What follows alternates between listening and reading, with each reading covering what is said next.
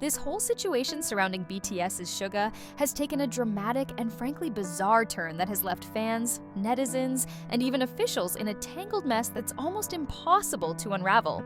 It all started with the controversy around Suga's DUI incident. A mistake, yes, but one that is being blown so far out of proportion that it's hard to even keep track of what's happening anymore. The way this story has spiraled into a complex web of protests, legal battles, and privacy violations is nothing short of astonishing. Since August 17th, a group of so-called fans has been organizing protests against Suga. And not just any protests.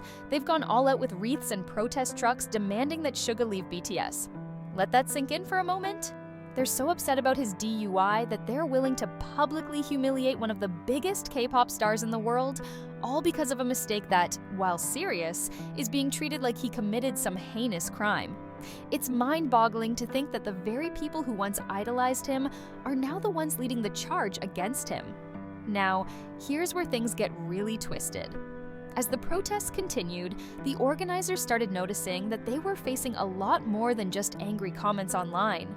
Suddenly, there were hacking attempts, threats, and a barrage of harassment aimed at them.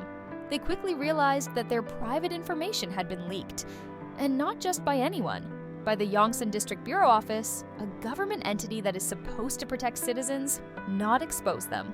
The irony of a government office being the source of such a serious privacy violation is almost too much to handle. On August 20th, the organizers confirmed that a representative from the Yongsan District Bureau Office admitted to the leak. Here's how it went down.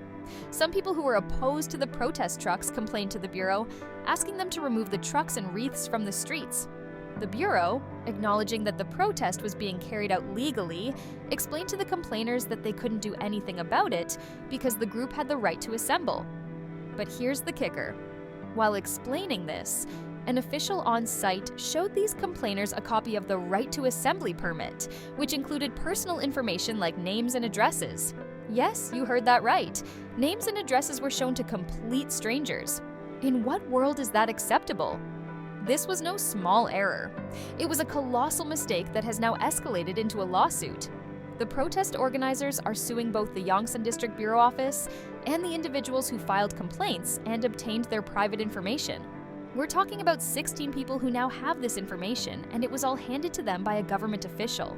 Let that sink in. A government office just handed over the personal details of citizens to other citizens because of a protest. This isn't just a breach of privacy, it's a violation that has put the safety of these organizers at risk. Think about it. These people are now being harassed, threatened, and hacked, all because a government office failed to protect their personal information. The situation is so dire that the protest organizers felt the need to take legal action, not just against the government, but against those who now possess their private data. But let's take a step back and look at the bigger picture. How did we even get here? Why are people so enraged by Suga's DUI that they're organizing protest trucks and wreaths in the first place? DUI is a serious issue, no doubt, but does it really justify this level of backlash? Are we really at a point where fans are demanding that an idol's career be ended over a mistake, no matter how severe? And what about the Yongsan District Bureau Office? Their role in this is inexcusable. Government offices are supposed to uphold the law and protect citizens, not endanger them by leaking their personal information. This is a gross violation of privacy, and it raises serious questions about the competence and integrity of the officials involved. The whole situation is a mess. A perfect storm of overzealous fans, irresponsible officials, and a media frenzy that's only making things worse. And in the middle of it all is Suga, who is now facing public humiliation and calls for his departure from BTS, all because of a mistake that, while serious, is being blown out of proportion. Let's talk about the protests for a second.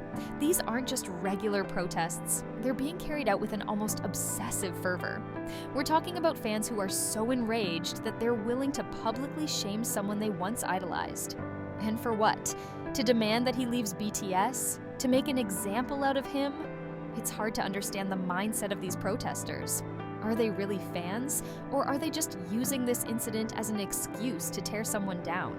And then there's the other side, the people who complained about the protests. They didn't like what they saw, so they went to the Bureau and asked for the protests to be stopped, Fair enough, but what happened next is where things went horribly wrong. Instead of just explaining the situation, the Bureau decided to show these complainers a copy of the protest permit, complete with personal information. Why on earth would they do that? How could they not realize the potential consequences of such an action? The result is a situation that spiraled completely out of control. The protest organizers are now being harassed, threatened, and hacked. They're living in fear because a government office didn't do its job. And all of this is happening because of a DUI incident that, while serious, does not justify the level of hysteria that's being generated. But here's the thing.